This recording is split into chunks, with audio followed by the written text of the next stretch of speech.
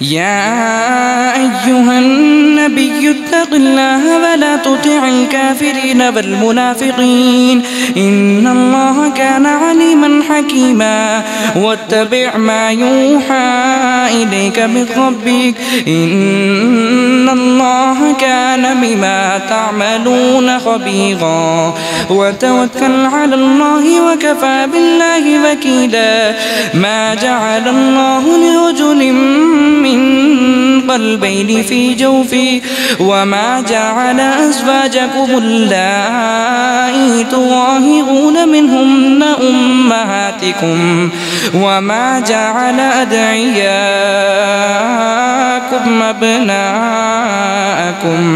ذلكم قولكم بأفواهكم والله يقول الحق وهو يهدي السبيل ادعوهم لآبائهم هو أقسط عند الله فإن لم تعلموا آباءهم فإخوانكم في الدين ومواليكم وليس عليكم جناح فيما أخطأتم به ولكن ما تعمدت قلوبكم وكان الله غفورا رحيما النبي أولى بالمؤمنين من أنفسهم وأزواجه أمهاتهم وأولو الأرحام بعضهم أولى ببعض في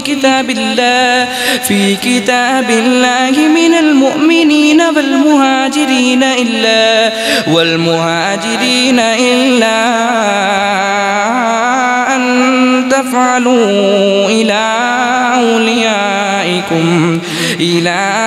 أوليائكم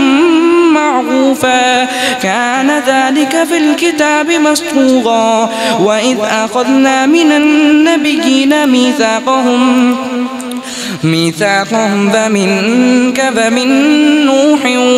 وإبراهيم وموسى وعيسى ابن مريم وأخذنا منهم ميثاقا غليظا ليسأل الصادقين عن